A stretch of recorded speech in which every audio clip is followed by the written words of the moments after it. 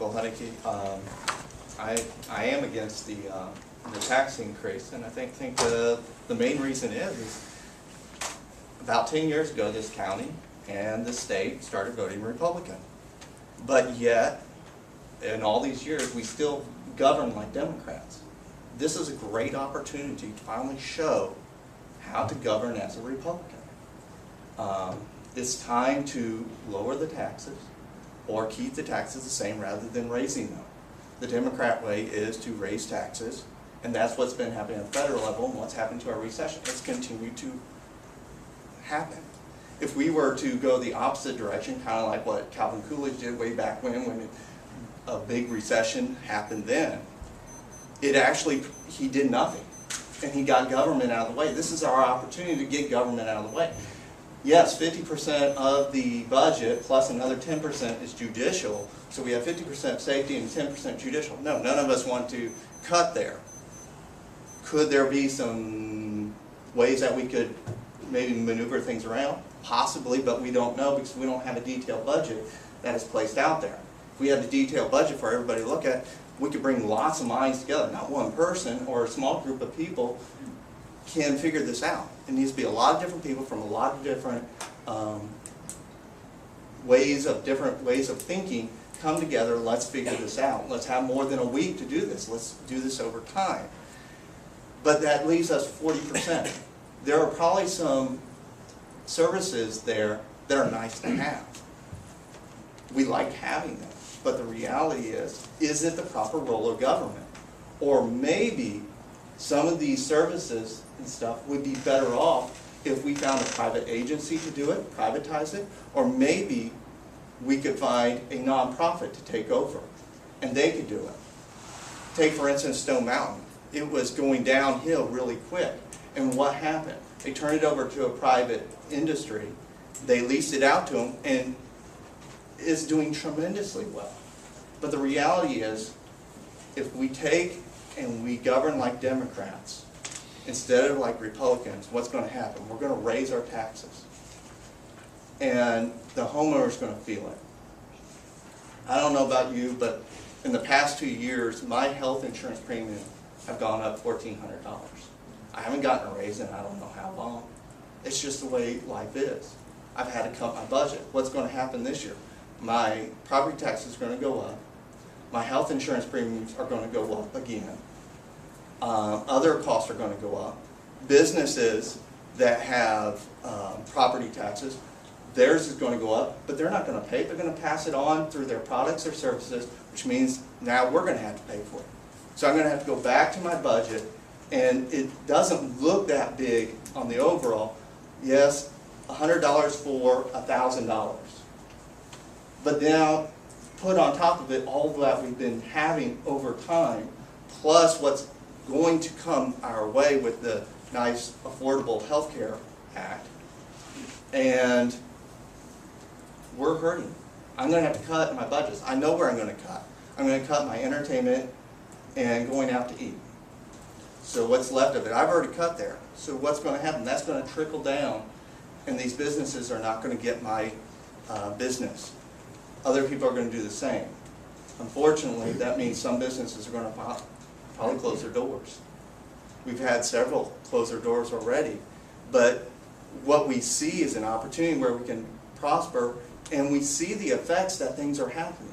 One thing about government is, government's always 1 to 2 years behind what the rest of what the private industry does. That's what happened when this recession started. Government was doing great, and then 2 years later they felt it. Well, private industry is starting to take off. Well, government will catch up, but it's going to be 2 years down the road from that. It's just the way it works. So let's wait it out. If anything, keep the taxes where they are, or lower it, and that will bring more business in, and we will spread it out, and we will get it the right way. Like I said, this is an opportunity to really govern like a Republican, something that hasn't happened in this county or the state really yet, or at least truly. We're starting to get there, but let's start changing our way of thinking. That's what I have to say. Thank you, Matt. Next speaker is Joe Jolly. I may be in the wrong place, I just want to get some information. My taxes went up so high. For instance, I had a lot on the lake up there, which is can't build on. Last year I paid $150 some dollars tax. They appraised this lot up there for $100,000. And they want to charge me taxes over $1,000 on a lake, on a lot up on the lake I can't even build on. And I've got a claim from I've been telling them every year from the health department, it can't be built on, but every year they raise my taxes up, and I have to go through all this to try to get them back down. So I don't know what I need to do, who do I need to go to? You need to appeal, you need to talk to the tax assessor's office. Yeah, but somebody told me if you go for appeal, you gotta pay so much money.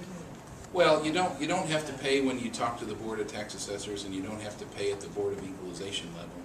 And then if you go to court, you may have to pay the filing fee that the court charges. Well, I mean, that's ridiculous, to get your taxes down when If it's a mistake like that it's an unbuildable lot, it shouldn't be difficult for the assessors to correct. So I don't know that. Well, I mean, I'd be glad to sell them a lot for $15,000. Nobody won't ever buy it.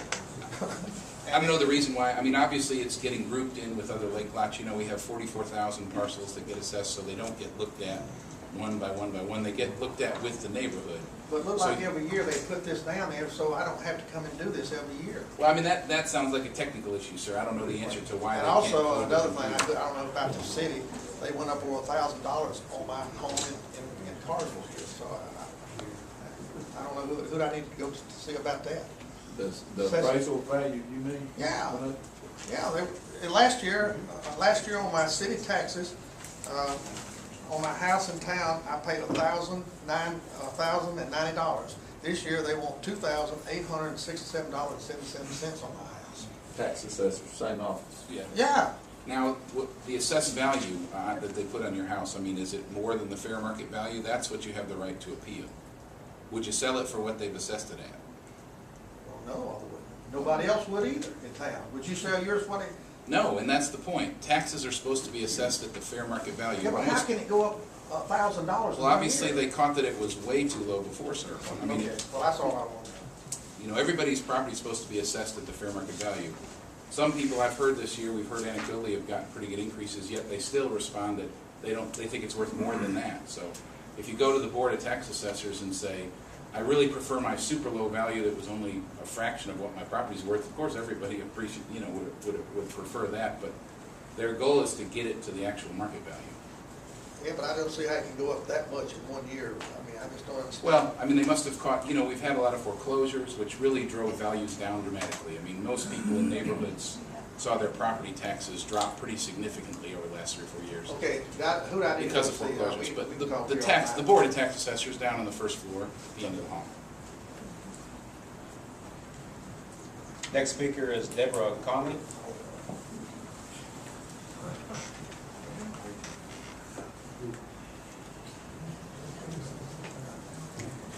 Mr. Commissioner, thank you for allowing us to speak and taking the time to come. I'd like to make my comments mostly directly to you as the elected official. I think a lot of what I would have said was said this morning, and I saw the tape from this morning. And I agreed with most of it, so I would ask you to consider that.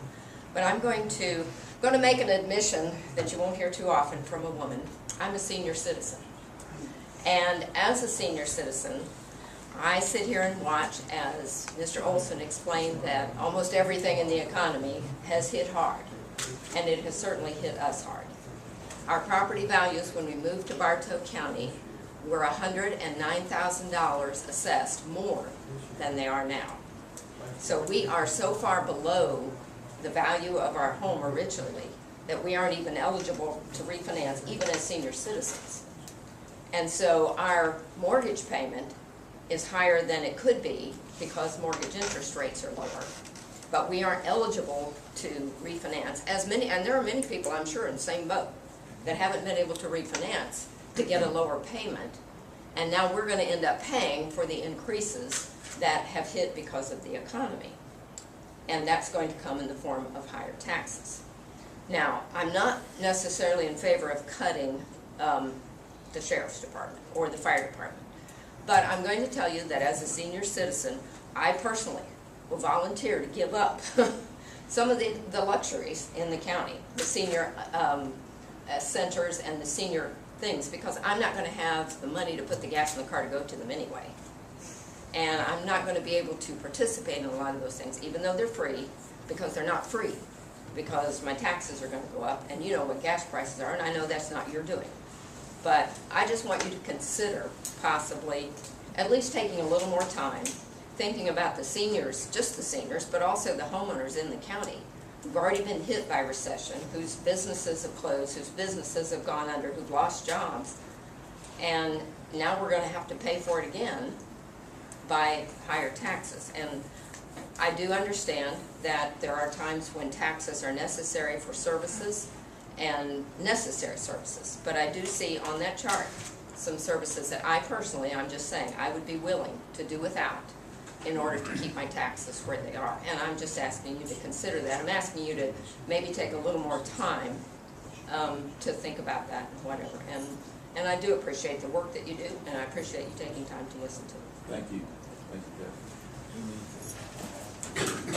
Next speaker is Gerald Keach.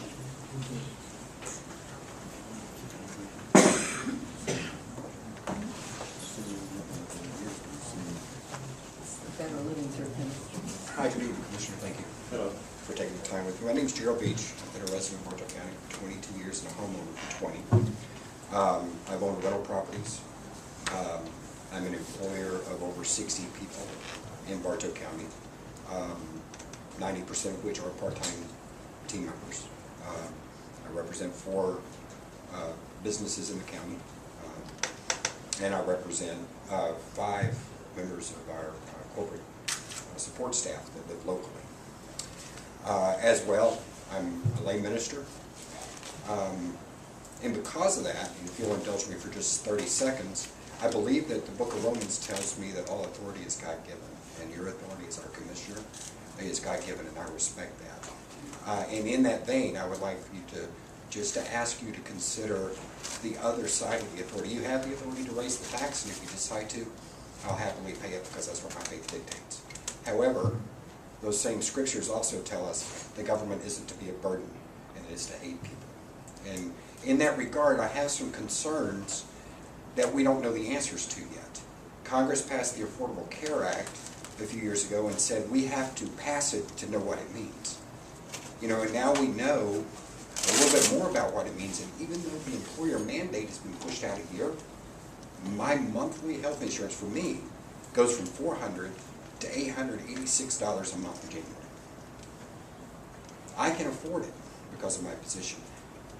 80% of my employees cannot, and they're going to be hit with the individual mandate fines, which is an additional tax that they're going to have to pay. Already, we say that they're struggling, people are struggling to pay fines, to pay their taxes, and we're just putting another burden on them that they can't afford. And as Michael alluded to earlier, anytime we take money out of a wallet, there's less to share. And we know that when we put money in the economy, it turns over 7 times. And we can get sales tax on it 7 times. We can get revenue on it 7 times. But if we don't give it the opportunity to get in the economy, we're going to get revenue on it 0 times. And I think that as we increase burden and tax burden, we're putting people in a position that they can't afford. And I represent a lot of low-income workers that rent properties, and as a former rental property owner, I know that if my millage rate on my rental property went up, my rent went up. I'm in it for a profit. It's going to go up more than the tax burden goes up. So just those things. I like the idea of possibly a citizen review board. That maybe you can appoint, and I'll be happy to volunteer to sit on it and donate my time free of charge to the county to take a look and see if there's services that we can cut from the left or the right, or from the libertarian. It doesn't matter. Let's get a sample of the citizenry of the county and take a look at what we can do to control our cost.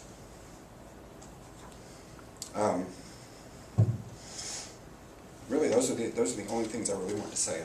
I don't stand for a tax at the moment. I don't think it's wise. I do have one problem with one of the slides. Your authority is for 25%, or for that area of tax, and that is a 25% increase in your area of authority.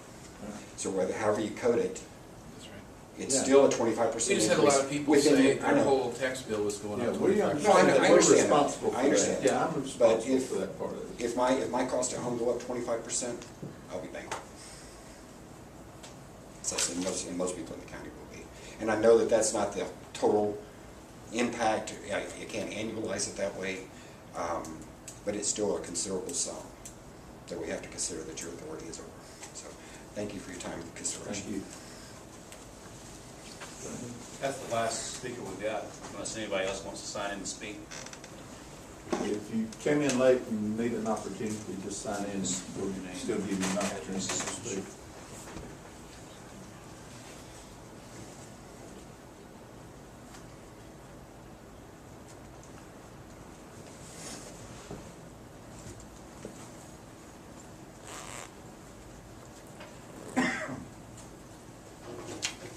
Anybody else?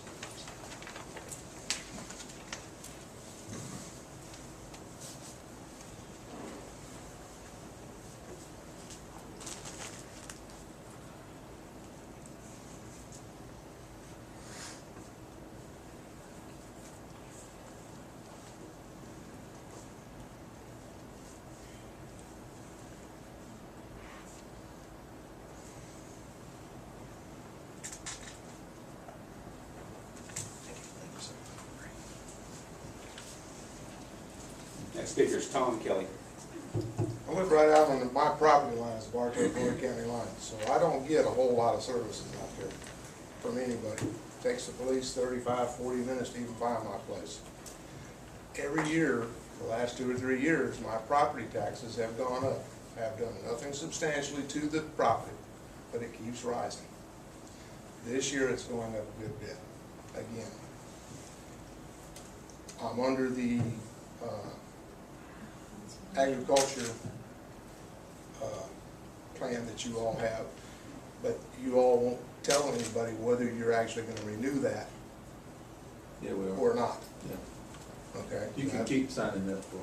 I It's just it's for kinda 10 years. Conservation use. Conservation. Yeah, that's a state program, so that's out of our hands. But I can't, you know, every time I come down here, no one will tell me, say, they won't let me reapply until it's up. And my fear is that when it's up, No, I think. you're not gonna renew it, and then my taxes then are gonna go up 75%. That's a state statute, that program, so we don't have any control over it. You'll be able to renew. All right, and then on top of that, you know, if you run the millage up 25%, I'm paying 25% for nothing. I've lost $10,000 worth of stuff out on my property this year from theft. I haven't collected anything back. Primarily because that far out in the county, frankly, they don't spend a whole lot of time looking. So I feel that that millage rate going up doesn't offer me a dang thing in benefits. And I think that there's a lot of people that have large tracts of land out there that have the same issues. Not a lot of them probably coming in and telling you about it, but I think they're gonna have the same issues. That 25% makes a big deal. I've just gone back to work. I was out of work for 2 years. I'm just now going back to work. I'm pretty close to the retirement age on like a lot of these other people, and that's gonna be kicking me in the butt here very soon. So I think we need to look at every family in this room, I would say, has tightened their belt, cut down on their expenses, done everything they can. And I understand the county has too. I understand they have done a lot of that. But I think we need to look inward and try to find some more. And if we need to close the dumps one more day a week, I don't know that that's gonna inconvenience a whole lot of people. You know, it's aggravating, because I still drive up there. What day is it? They're closed now, Wednesdays? I still drive up there on Wednesdays and the dang thing's closed, and I kick myself for not remembering. But I think if we can cut a few areas like that and work deal with the landowners out in the outer fringes of the counties to mow the side of the road for you. They've got mowers and bush hogs and everything out there. Work some kind of a deal with the people out there where they can mow a mile or two of your right of way. You don't have to bother buying the tractors, they've already got them. They're right there anyway. Most of the time it's along their property lines. I end up mowing most of it before y'all get out there anyway. And try to cut some costs that way. finance sort of semi-privatization, I think a lot of people would be willing to do stuff like that as opposed to paying more in taxes. That's all I have, thank you. Thank you. Randy? William Hart. Hunt. William Good evening. Thank you for the opportunity to speak to you briefly.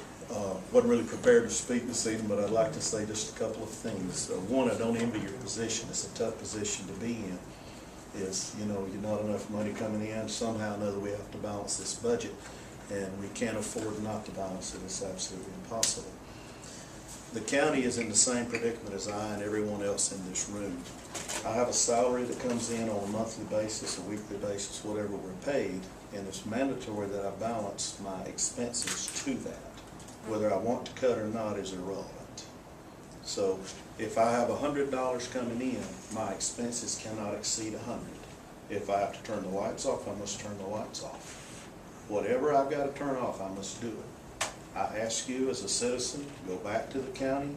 If you have to go across the board cut, do it. You have to balance your budget without a tax increase.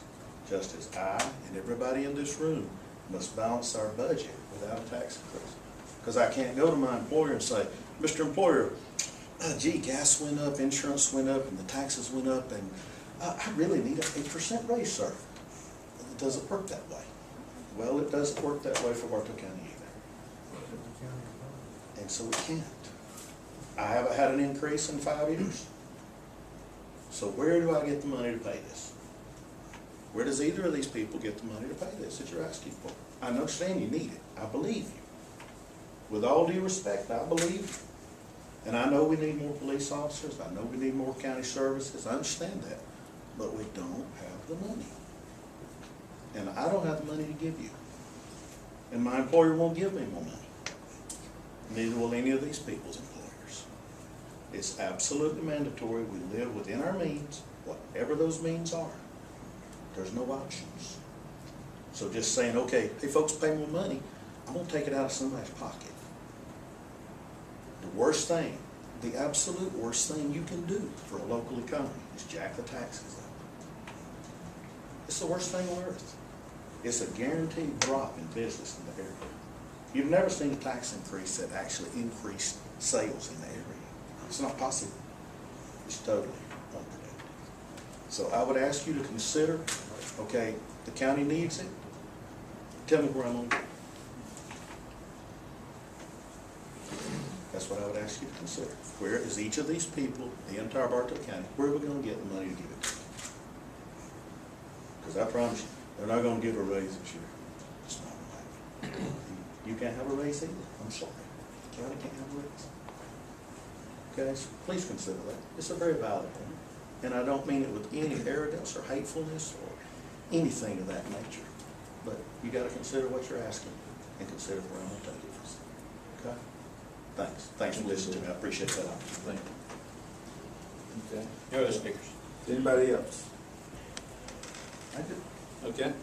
You want me to get up? Yeah, please. My name is Ken Cathcart. I'll fill that in. And I appreciate, Commissioner, I know that you've been talking about some privatization with some of my friends, so I know that you're working on that angle. One of my questions my main question is, the Affordable Care Act, how much is that going to cost the county in terms of additional dollars? That's a good question. And I don't know yet. There's a lot of uncertainty, but probably not, because our, the Affordable Care Act requires a minimum level of coverage, and we provide more than that minimum. So, if you're a company that doesn't provide health insurance, it can make you provide it, but the county provides health insurance that satisfies the minimum requirements. So.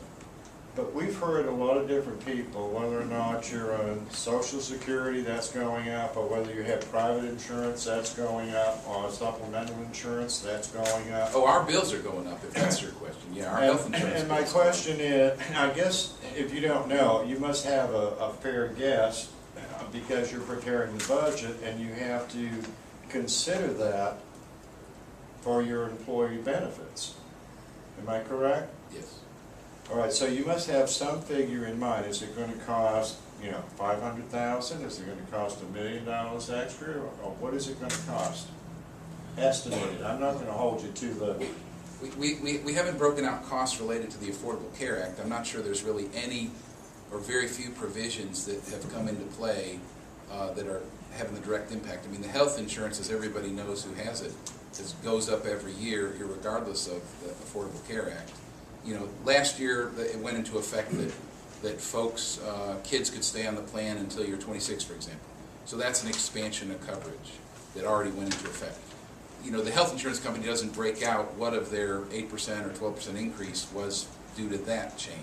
It's just due to claims experience. So, I mean, the health insurance portion of the county budget's about $10 million of the $60 million. You know, the employee payroll's about 31 million. Health insurance is another 10 on top of that.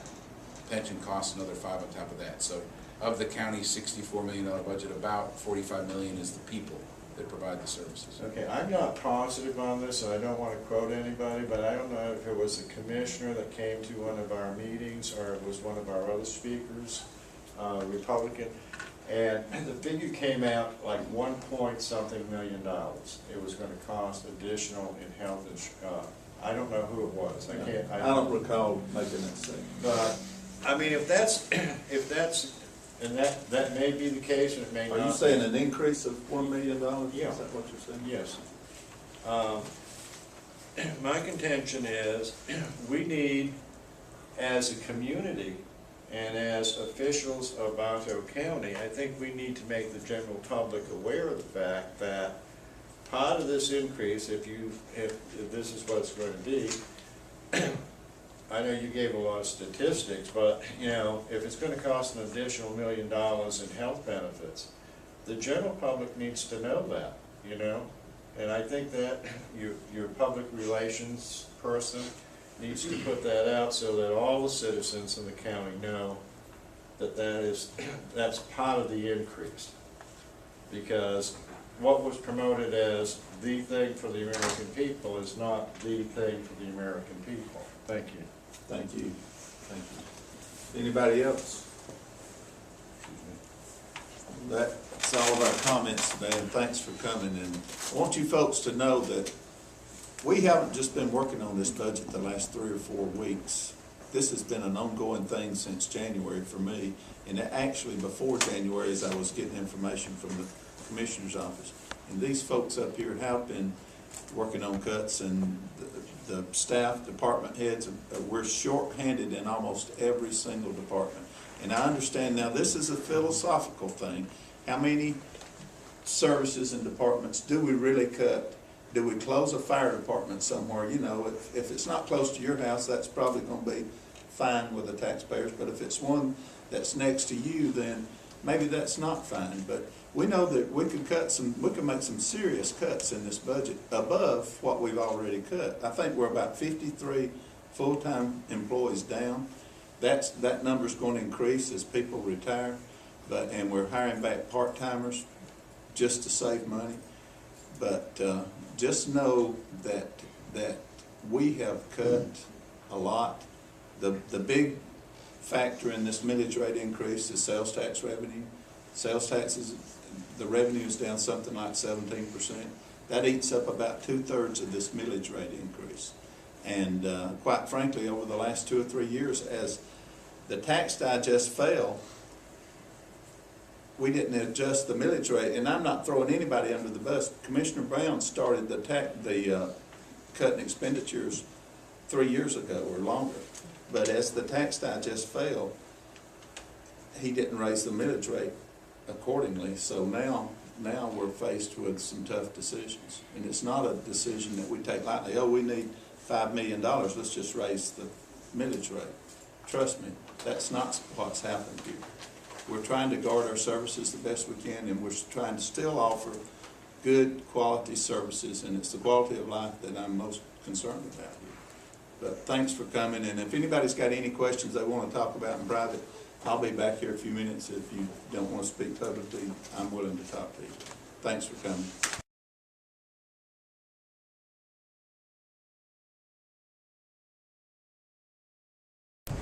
Regarding the county's tax increase, I didn't get an opportunity to speak this morning, but due to time constraints, I was not able to get one little nugget out, and I hope you'll look at the video that Bartow Politics put from the hearings this morning, where I focused on what I call peer group counties across the South that are adjacent to large metropolitan areas, but whose size is similar to Bartow County, and whose tax bases are much less than Bartow County's, as things to be comparing to, not Polk and Garden County.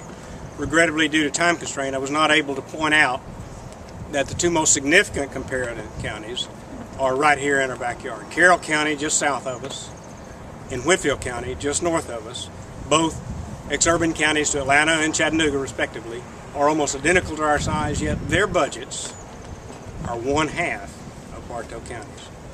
Our present administration is making the case that there's no place to cut. We must demand, then, why is it that counties that are so similar to us can do what they do and succeed and thrive, and there is no place and room to maneuver Bartow County? Thanks.